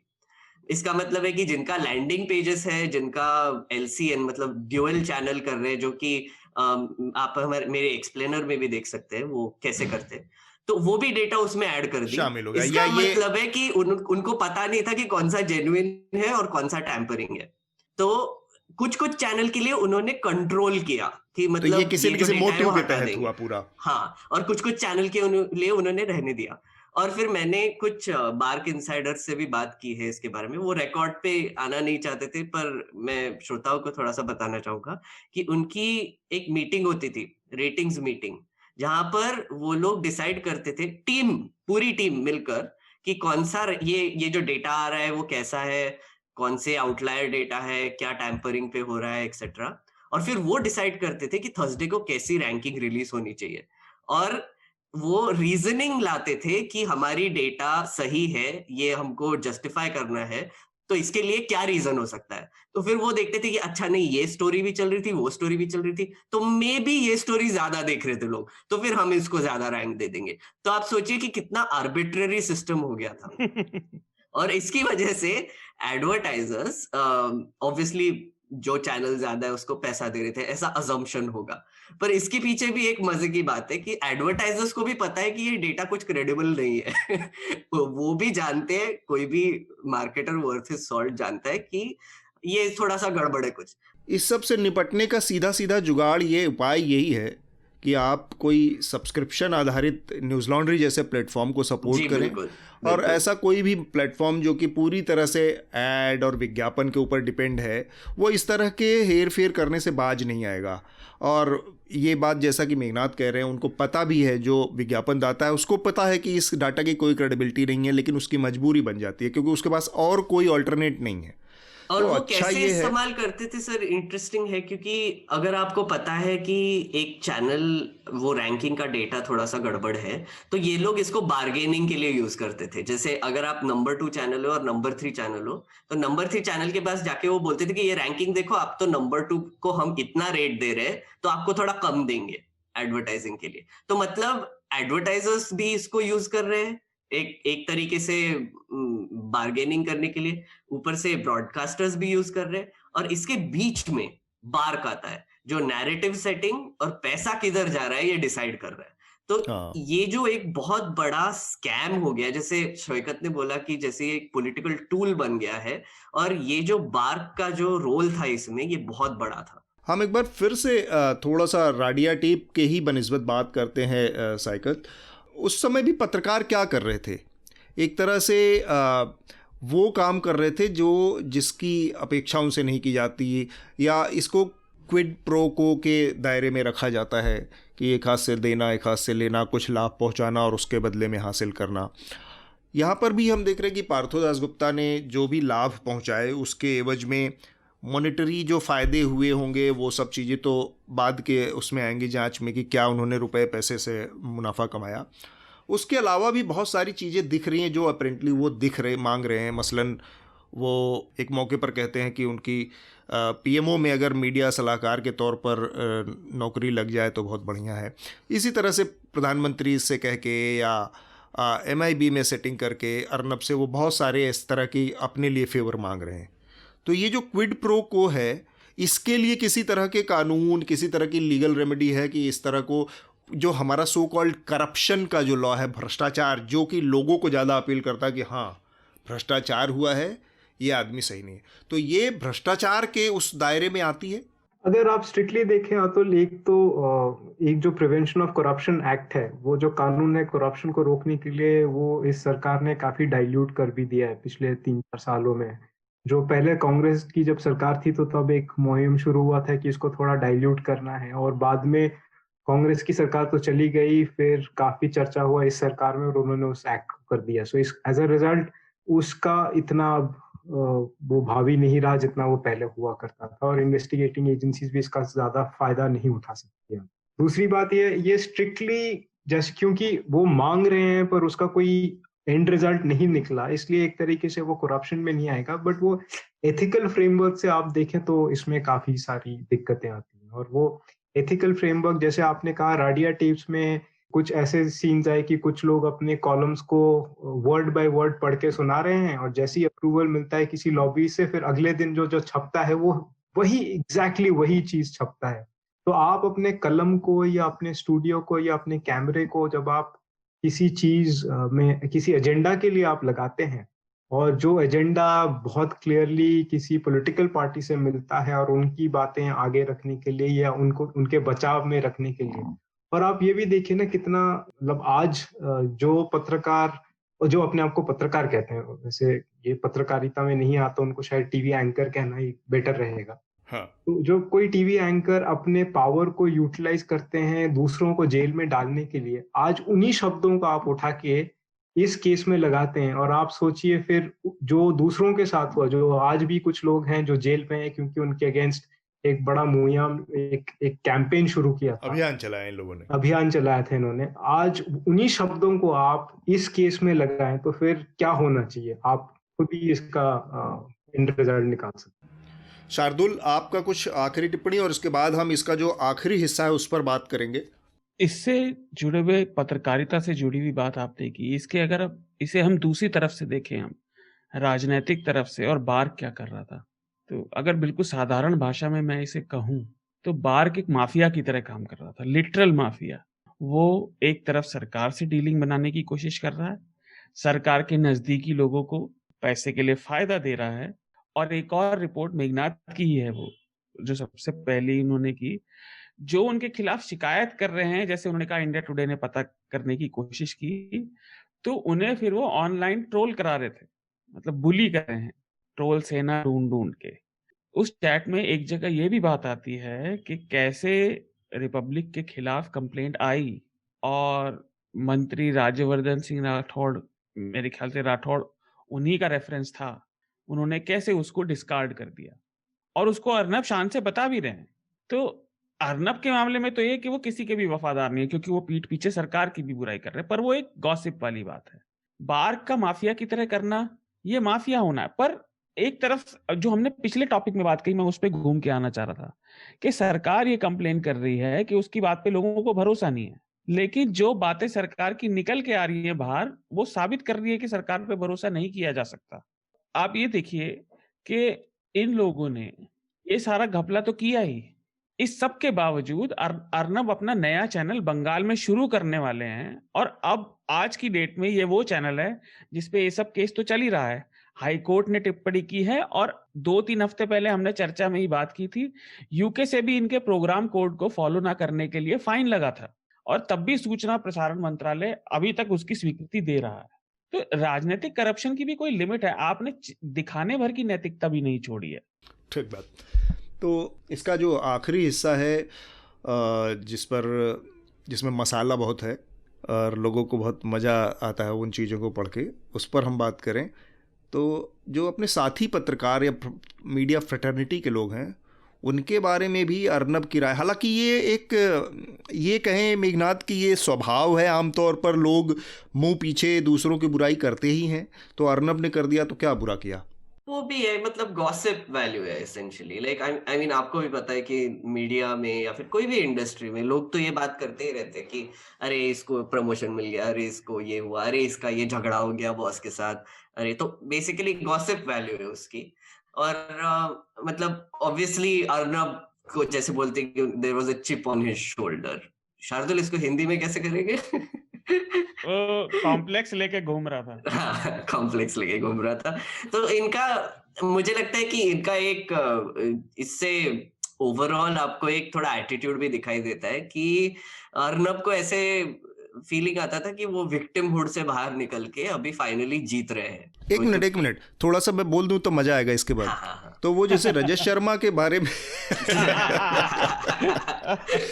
रजत शर्मा बेचारे इतने ज्यादा उनके निशाने पर रहे लगातार, उसकी एक वजह भी रही क्योंकि रजत शर्मा एनबीए के चेयरमैन हैं और वो जो पूरी लड़ाई है चैनलों के मालिकों की अपने अंदर में, तो उसको लेकर अर्नब गोस्वामी के अंदर एक स्वाभाविक सी कुंठा थी, तो इसलिए बार बार उनके निशाने पर वो अर्नब के रजत शर्मा आ जाते हैं। तो लेकिन कुछ मौके ऐसे हैं जहाँ पर वो लगभग, मतलब एक तो होता है कि बिचिंग करना, गॉसिप करना, और एक होता है कि लगभग डेरोगेटरी टर्म में बात करना किसी के लिए, ही इज़ एन अटर फूल, और ये सारी बातें। और उस बातचीत नाविका के वेट पर भी कुछ कमेंट्स करते हैं। तो नाविका वाले मामले में उन्होंने कहा कि शायद नाविका और राहुल शिवशंकर की आपस में लड़ाई हो गई, इसका जिक्र किया था पार्थो ने। तो उनका कहना था कि शुक्र है कि नाविका ने पीटा नहीं, वरना जितना उसका साइज़ और जितना उसका वेट है तो ये वाला राउंड तो पक्का नाविका ही जीतती, मतलब उनके उसको लेकर। तो अर्नब गोस्वामी के अंदर आमतौर पर लोगों ने वो देखा नहीं है कि मजाक भी कर लेते हैं इस तरह के, जो कि थोड़ा क्या कहेंगे उसको, पॉलिटिकली इनकरेक्ट टाइप मजाक। जी। और सर एक चीज है पर इसमें कि आप जैसे कहा कि रजत शर्मा के खिलाफ इनका थोड़ा सा चल रहा था, पर इस पर एक्ट करना अलग बात है। बेसिकली जब वो बोलते हैं कि रजत शर्मा एनबीए को कंट्रोल करते एक्सेट्रा, पर इन्होंने पार्थो से मिलके जो मैं बता देता हूँ कि मेरी रिपोर्ट भी आने वाली है इस पर श्रोताओं के लिए बता देता हूँ कि इन्होंने बार्क वालों ने अर्नब गोस्वामी ने इंस्टिगेट करने के बाद रजत शर्मा के अगेंस्ट टैंपरिंग का प्रूफ गैदर किया था। 3 वीडियो निकाले थे जहां पर हाउसहोल्ड्स कन्फेस कर रहे हैं कि उनके यहाँ पे वो टैंपरिंग करते हैं हाउसहोल्ड का और डेटा का, इंडिया टीवी के लिए। और वो वीडियो वो गैदर कर रहे थे, पर बाद में पार्थो और रोमेल छोड़कर चले गए। पर उन्होंने फिर वो बात कर रहे बाद में कि इसका क्या हुआ, तो ये बोल रहे कि रजत शर्मा अब फिर से ऊपर आ गए हैं, थोड़ा उनका इन्फ्लुएंस बढ़ गया है, तो वो जो भी एविडेंस हमने दिया था, विजिलेंस डिपार्टमेंट ने दिया था बार्क के, वो दबा दिया है। अब ये सब चीजें जो है वो आई मीन इंटरनल पॉलिटिक्स भी है यहाँ पर, थोड़ा गेम ऑफ थ्रोन्स का सीन चल रहा है यहाँ पर, बस फाइट वॉकर्स नहीं है। और ऐसी चीजें जो है ना, ये इंडस्ट्री में ऑब्वियसली गॉसिप वैल्यू होती है, पर इस पर एक्ट करना एक अलग बात है। मुझे लगता है कि और ये पावर भी होना कि आप इसके बारे में कुछ कर सकते हैं। अर्नब जो बातचीत है, अर्नब जिस तरह से रजत शर्मा के मामले में जिस तरह के शब्दों का इस्तेमाल कर रहा है, उसमें साफ साफ दिख रहा है कि पावर स्ट्रक्चर में अर्नब इतने आगे खड़े हैं, उनका जो अहंकार है वो उस शब्दों में आ रहा है कि मैंने उसको पछाड़ दिया है बुरी तरह से, वो रोने के लिए मजबूर कर दिया उसको। जी जी जी ये तो वो जो शब्द हैं वो बताते हैं कि वो अहंकार जो सत्ता के साथ जुड़ने का है वो अर्नब के अंदर कितना प्रबल तरीके से सामने आ रहा है। अतुल जी, मैं कुछ कहूँ? हाँ हाँ। मैं और लोगों से सुना था बहुत सालों से, जो भी अर्नब से मिलते रहे, कि नहीं अपने नॉर्मल जीवन में बड़ा मृदुल आदमी है, बड़ा अच्छा आदमी है, लेकिन उसकी बातों से तो लगता है कि वो बहुत ज्यादा कुंठा से ग्रस्त है, पता नहीं किस चीज की। अच्छी खासी उसने पढ़ाई करी है, अच्छे परिवार से आता है, वो कुंठा किस बात की है मुझे समझ नहीं आता। और जो मेघनाथ ने गेम ऑफ थ्रोन्स का एग्जांपल दिया, तो गेम ऑफ थ्रोन्स के एग्जांपल से मेरे दिमाग में अर्नब एक बावला सा लिटिल फिंगर है। वो कोशिश कर रहा है उसके जैसा होने की, लेकिन वो पागल हुआ जा रहा है अपने ही अहंकार में। हाँ, एक जगह इसमें आज तक और इंडिया टुडे के जो मालिक हैं अरुण पुरी, उनका भी जिक्र है और उनको भी पूरी तरह से फर्जी नकली आदमी बताया गया है अर्नब और पार्थो के जरिए। तो बहुत सारे मीडिया के भी अपने लोग हैं जिनके बारे में इस तरह की कहानियाँ, उल्टी सीधी बातें उसमें हैं, जिसकी कोई बहुत ज़्यादा उस तरह की वैल्यू नहीं है लीगल, लेकिन उससे आदमी का जो अपना कैरेक्टर है वो थोड़ा सा सामने आता है कि क्या है और किस तरह की सोच वाला आदमी है। ओवरऑल पूरा बातचीत है मिलाकर, उसमें कॉन्फ्लिक्ट ऑफ इंटरेस्ट देखा जाए या गॉसिप वाला वैल्यू देखा जाए या फिक्सिंग का वो देखा जाए, सब मिला जुला के बताता है कि जिसको आप एक बहुत बड़ा देशभक्त या बहुत बड़ा वो समझ रहे थे कि हिंदुस्तान के बारे में सोचने वाला आदमी है, वो असल में एक मुखौटा था सामने। वो मुखौटा है, अंदर की सच्चाई कुछ और है। साइकत, आखिरी टिप्पणी आपकी। साइकिल के कुछ कहने से पहले मैं एक बात कहना भूल गया। आप लोगों ने जो बोला, एक तो मुझे समझ नहीं आता इसके जवाब में उसने ये क्यों कहा कि मैं पाकिस्तान से लड़ रहा हूँ। अरे भाई तुम हो कौन यार? तो डंडा उठा के 1 किलोमीटर चल नहीं पाओगे यार, कमाल है, हद होती है किसी चीज की। मतलब आदमी कितने बड़े रहने के झाड़ पे चढ़ता तो है। एक मैं नाम तो नहीं मुझे याद है, किसी बहुत बड़े विद्वान ने कहा था कि nationalism is the last refuse of scoundrels. तो ये इस तरह के जो होते हैं ना, क्या कहेंगे उनको, कट्टरपंथी या उस तरह के तमाम लोग, अल्टीमेटली जिनका अंतिम जो शरण स्थली है वो नेशनलिज्म में ही मिलती है, वही उनको बचा सकती है, क्योंकि अल्टीमेटली उनके सारे कर्म पूरे ज़िंदगी के जो हैं वो पूरी तरह से अनैतिक हैं, आपराधिक होते हैं, और बचाव के लिए उनको बस भारत माता की जय करना होता है। तो अभी तक जो बातचीत है या ये सारी चीज़ें, अर्नब इसके पूरे खांचे में क्लासिक तरीके से फिट होते हैं। अगर आप देखें, एक तो कुछ लोग ऐसा भी कहते हैं कि आप तांडव से बड़े परेशान हो गए, आप मिर्जापुर से परेशान हो गए, यहाँ चीनी अरुणाचल प्रदेश में आके एक पूरा गांव बसा के चले गए और उस पे लोग परेशान नहीं हो रहे, ये कहाँ का नेशनलिज्म है? तो अगर आप देखें अर्नब को भी, अगर आप देखें या उनके शोज को देखें, मैं तो वैसे टीवी देखता नहीं हूँ, इसलिए मेरा मानसिक संतुलन अभी भी ठीक है, पर जो मैंने सुना है वो पाकिस्तान पे हमेशा बात करते हैं, चाइना पे कभी बात नहीं करते। हाँ। बहुत ही मुश्किल से जब चीनी लोग फिर आ गए और फिर इन्होंने हमारे कुछ जवानों को मार गिराया, तब जाके शायद थोड़ा बहुत उन्होंने कुछ किया होगा, पर कभी उनका नाम ही नहीं लेते हैं। वो एक तरीके से, क्योंकि उनकी जो पॉलिटिकल मास्टर्स हैं उनकी इजाजत नहीं होगी, क्योंकि वो भी पॉलिटिकल मास्टर्स भी चुप थे। जैसे मैं आपको बता सकता हूँ, एक ब्रीफिंग किया गया था जहाँ काफी ये जो स्टूडियो में चिल्लाने वाले हमारे जनरल साहब हैं वगैरह और कुछ जो पत्रकार हैं जो काफी चिल्लाते हैं, उनको वैसे बुलाया गया था और कहा गया था कि देखो भैया, ये हकीकत की बात है। उस ब्रीफिंग में उनको समझाया गया कि देखो, आप जो पाकिस्तान के साथ जो आप उसके बारे में जो भी शो करना चाहते हो आप करते रहो, जब भी चाइनीज कुछ होता है उस पर आप लोग कुछ नहीं बोले, क्योंकि ये बहुत ही सेंसिटिव इशू है। तो तरीके से आपको, एक तरीके से आपको मतलब ऊंट को पहाड़ दिखा दिया गया, वहां आपकी नेशनलिज्म खत्म हो जाती है। और दूसरी बात यह है कि जहां तक आप, अभी यूएस में नए एडमिनिस्ट्रेशन आए, नए प्रेसिडेंट बने हैं, पर पिछले 4 सालों में अगर आप वहां की पत्रकारिता देखें, वहां भी उतने ही प्रॉब्लम्स चल रहे हैं जो इंडिया में चल रहे हैं, पर उनके पत्रकारों को आप देखिए, किसी भी हालत में उन्होंने प्रेसिडेंट को नहीं छोड़ा, हर बात पे उन्होंने जो सच्चाई है उसको लोगों के सामने रखा। और प्रेसिडेंट ने इनको कितनी गालियां दी, काफी झूठ बोला, ट्रम्प ने उनको काफी कुछ हड़काया भी, फिर उनको व्हाइट हाउस से बैन करने की भी पूरी कोशिश की, पर सवाल उठाते गए और जो हकीकत है वो सामने रखते गए। अब ये बहुत बड़ा सवाल बन जाता है, और गणतंत्र दिवस आ भी रहा है, तो ये हमारे लिए बहुत बड़ी सवाल ये हो जाता है कि अगर आप पत्रकार, जो सच्चे पत्रकार हैं और पत्रकारिता, अगर उसको आप खत्म कर दोगे, फिर जब आपके मुद्दे आएंगे, उस मुद्दों को उठाने वाला कौन है और आप तक सच्चाई पहुंचाने वाला वो कौन है? अगर पत्रकार ही खत्म हो गया और पत्रकारिता खत्म हो गई और सिर्फ ऐसे ही लोग रह गए कि जो मैच फिक्सिंग करते हैं पत्रकारिता के नाम पे और बहुत नोट कमाते हैं, फिर जो सच्चाई है वो आपको कभी समझ नहीं आएगा। इसलिए आप हमेशा गुमराह रहेंगे, और शायद एक कोई पॉलिटिकल क्लास है जो चाहती है कि आप हमेशा गुमराह रहें और सच्चाई आप तक कभी ना पहुंचे, इसलिए उनका सत्ता बना रहे।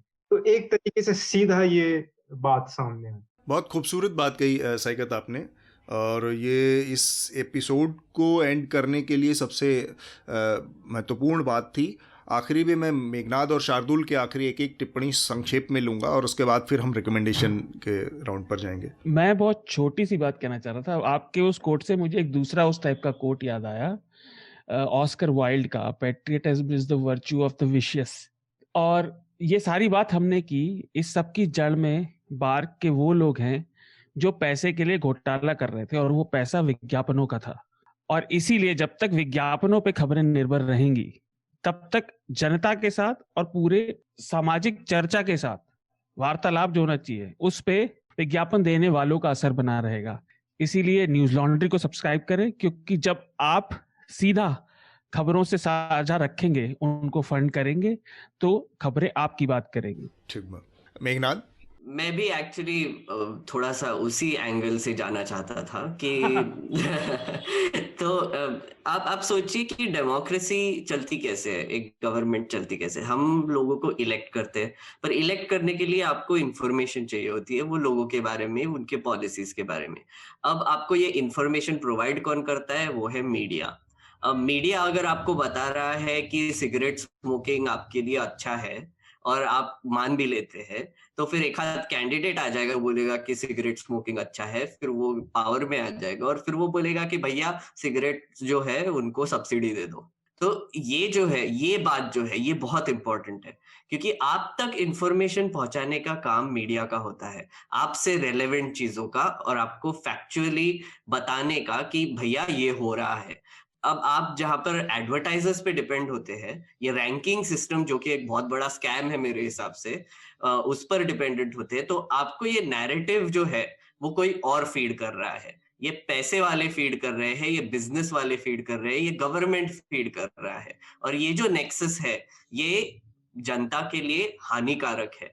इसीलिए हम कहते हैं कि when advertisers pay, advertisers are served, when public pays, public is served. आपके खर्च पर आजाद है खबरें, तो जरूर इंडिपेंडेंट मीडिया को सब्सक्राइब कीजिए, न्यूज लॉन्ड्री को सब्सक्राइब कीजिए, पर और बहुत सारे मीडिया चैनल्स हैं जो अभी पब्लिक फंडिंग पे चल रहे हैं, उनको भी आपका सहयोग दीजिए। ठीक बात। हम अपने आखिरी राउंड की तरफ जाएं, उससे पहले अर्नब गोस्वामी की पूरी बातचीत में एक ही जगह कॉमेडी आई। इमोशन, ट्रेजेडी और बाकी सारा तो हमने पूरा डिस्कस कर लिया 1 घंटे।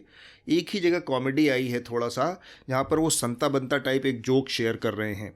रामनाथ कोविंद उनको शपथ दिला रहे हैं, और रामनाथ कोविंद कहते हैं मैं, उसके पहले ही अमित शाह बोल पड़ते हैं, मैं अमित शाह शपथ लेता हूँ कि अगले साल से राजस्थान, मणिपुर, मिजोरम, गोवा, यहाँ वहाँ ब्ला ब्ला ब्ला सब जगह। तो रामनाथ कोविंद रोक देते हैं, अरे ये वाली शपथ नहीं, जो असली वाली शपथ। तो अंकल टाइप जोक है, एकदम मस्त। सही में दारू पी के बताने लायक जोक है एकदम। ये तो बस पूरा जोक पढ़ने के बाद मुझे यही लगा कि आखिरी में वहाँ पर अर्नब गोस्वामी ये लिखना भूल गए कि इसके बाद आप लोगों को हंसना पड़ेगा। तो ये से साथ ही अब हम अपने आज की चर्चा को रोकेंगे, और जो रिकमेंडेशन की प्रक्रिया होती है, सबसे पहले साइकत आपसे, इस हफ्ते आप हमारे श्रोताओं को क्या रिकमेंड करना चाहेंगे? एक शो है नेटफ्लिक्स पे जो आपके श्रोता अगर देखना चाहते हैं उनको काफी अच्छा लगेगा, जो है व्हेन दे सी आस करके एक शो बनाया गया था, जो एक रियल स्टोरी पे है कि कुछ बच्चे हैं, कुछ अफ्रीकन अमेरिकन बच्चे हैं जिनको एक मर्डर के इल्जाम में इनको जेल में डाला गया था, और कई साल बाद जबकि उनकी काफी जिंदगी बीत चुकी थी, सच्चाई आती है कि इन लोगों के साथ ज्यादती हुआ था, ये सब बेकसूर थे और कुछ नहीं हुआ। ये कहानी उन दिनों ना तो पत्रकारों ने उठाया, ना किसी ने उठाया, और इनकी आधी पूरी जवानी, बचपन से जवानी पूरी खत्म हो गई। और जब फाइनली ये सच्चाई आई तब तक काफी लेट हो चुका था। और पता चला, अगर आप फिर उसमें इस सीरीज में वो उसको ये एक्सप्लोर करते हैं कि किस तरीके से लोगों को मतलब सच्चाई को छुपाया गया या इग्नोर किया गया, तो वही बात आ जाती है कि अगर आपके पास सही पत्रकारिता नहीं है तो फिर ऐसी लोगों को, लाइक बेकसूर लोग जेल में जाते रहेंगे, आप रिश्वत देते रहेंगे, आपके साथ आपका जो हक है वो कहीं मिलेगा नहीं। और आजकल जो हम लोग देख रहे हैं, राइट टू इंफॉर्मेशन एक्ट, सूचना का जो हक है वो वैसे ही खत्म होता जा रहा है, पत्रकारिता भी खत्म होती रही। तो फिर एक तरीके से सरकार अब जो भी चाहती है कर सकती है, और कोई भी सरकार हो, चाहे बीजेपी की हो, कांग्रेस की हो, कोई भी सरकार हो, वो कुछ भी कर सकती है जब भी चाहते हैं। ये जो हो रहा है हमारे संविधान के साथ, ये जो खिलवाड़ और ये जो मजाक हो रहा है, इसको समझने के लिए ये सीरीज बहुत ही बढ़िया है। और कैसे American system, I mean America में काफी चीजें हैं जो गलत हैं, पर एक तरीके से इस सीरीज ने दिखाया है कि एक नए तरीके से हमें पत्रकारिता को सोचना पड़ेगा, इंडिपेंडेंट मीडिया के बारे में सोचना पड़ेगा, उसको सपोर्ट करना पड़ेगा, और सच्चाई को कैसे बचा के रख सकते हैं, और सच्चाई कितनी जरूरी है हमारे आम जिंदगी में, ये बहुत बड़ा इंसाइट। जी, ठीक बात। शार्दुल, आपका रिकमेंडेशन? मेरे 3 थे लेकिन मैंने बढ़ा के 4 कर दिए, मैं बताऊंगा आपको क्यों। पहला है जो मेघनाद और अनुकृति ने आर्टिकल लिखा है वो न्यूज लॉन्ड्री हिंदी पर, अर्नब का ही, कि वो कैसे ट्रोल आर्मी को यूज करके धमकाते थे लोगों को। दूसरा अनिल अश्विनी शर्मा का ही लेख है न्यूज लॉन्ड्री पर भी, कि कैसे बड़े शहरों के मुकाबले असल में छोटे शहरों की वायु ज्यादा प्रदूषित है। वो जरूर पढ़ना चाहिए, क्योंकि हम इन सब बातों में लगे रहते हैं लेकिन हमारे सबके ऊपर सबसे बड़ा खतरा आज भी पर्यावरण परिवर्तन ही है। तीसरा आर्टिकल है DW हिंदी पर, वो वैक्सीनेशन से रिलेटेड है, कि कैसे अमीर देश वैक्सीन होल्ड कर रहे हैं और गरीब देशों को नहीं मिल पा रही। तो WHO की चिंता, उससे रिलेटेड आर्टिकल है DW हिंदी पर। और चौथा जो मैंने भी बोला, अभी मेघनाद ने आपके सामने एक वस्तुस्थिति प्रस्तुत की कि अगर कोई सिगरेट के बारे में ऐसा कहे और ये सब, तो मैं याद दिलाना चाहूंगा 2015 में बीजेपी के MP है, या अभी है या नहीं मुझे मालूम नहीं, श्याम चरण गुप्ता, उन्होंने पार्लियामेंट में कहा था कि तंबाकू और कैंसर का कोई लिंक नहीं है क्योंकि उनकी बीड़ी की फैक्ट्री थी। तो ये हो चुका है। श्याम चरण गुप्ता इलाहाबाद वाले, मुझे याद नहीं इलाहाबाद के मैं कह रहा था मेघनाद जो कह रहा है ये तो हो चुका भैया, श्याम बीड़ी वर्क्स। तो वो आर्टिकल DNA पे है, मुझे जो पहला मिला अभी, वो कह रहे हैं, संसद में कह रहे हैं, पार्लियामेंट्री कमेटी में, कि टोबैको और कैंसर में तो कोई वो है ही नहीं, संबंध नहीं है। लेकिन एक चीज है कि बड़े बड़े विद्वान लोग हैं, जैसे एक हैं यहाँ पे जो पहले बॉम्बे के पुलिस चीफ भी थे, उन्होंने कहा था हम तो नहीं मानते कि हमारे दादे परदादे बंदर थे, डार्विन चाहे जो भी मानता रहे, लेकिन इस मामले में हम क्विड प्रो को नहीं साबित कर पाए कि उनके दादाजी का क्या संबंध है। ये 4 थे मेरे रिकमेंडेशन। ओके, मेघनाद, आपका रिकमेंडेशन? मैं एक थोड़ा सा पुराना रिकमेंडेशन फिर से करना चाहूंगा, द लाउडेस्ट वॉइस, जो कि एक मिनी सीरीज है रॉजर एल्स पे, और उन्होंने फॉक्स न्यूज की एम्पायर कैसे बनाई, अभी फिर से रेलेवेंट हो गया क्योंकि अर्नब गोस्वामी उसी मॉडल के बेसिस पे अपना मीडिया चैनल चला रहे थे। वो जरूर देखिए। और फनी चीज ये है कि उन्होंने ये चैट्स में भी इसका काफी मेंशन किया है कि अरे आपने देखा क्या, और वो एडमायर करते थे रॉजर एल्स को, वो बहुत सारे रेफरेंसेस है उसके। तो वो मैं उनके रिकमेंडेशन पे आपको रिकमेंडेशन देना चाहूंगा कि जरूर देखिए। तो बेसिकली अर्नब कह रहे थे भाई मैं भी ऐसे ही करूंगा भाई। हाँ, और एक और दूसरा रिकमेंडेशन है कि ये चैट्स जरूर पढ़िए। आपको अगर मिल गए होंगे कहीं से तो चैट्स पढ़िए, क्योंकि एक तो ऑब्वियसली गॉसिप फैले तो मजा आता है, बट दूसरी एक और चीज है कि आपको ये पूरा दिखाई देगा कि कैसे इतने नेचुरल तरीके से ये इतना रिगिंग कर रहे थे, इतना मैनिपुलेशन करते, जैसे कि ये रोज ही करते और कर भी रहे थे, और रोज की बात ही थी उनके लिए, और ऐसा ही सिस्टम चलता है, ऐसा एटीट्यूड आता है। और इससे आपको एक तो शॉक भी लगेगा कि भैया इतना कैजुअली कैसे कर सकते हो। ठीक बात। और एक आखिरी रिकमेंडेशन देना चाहूंगा मैं कि मैंने 2 एक्सप्लेनर किए थे न्यूज लॉन्ड्री पर, इंग्लिश में है हालांकि।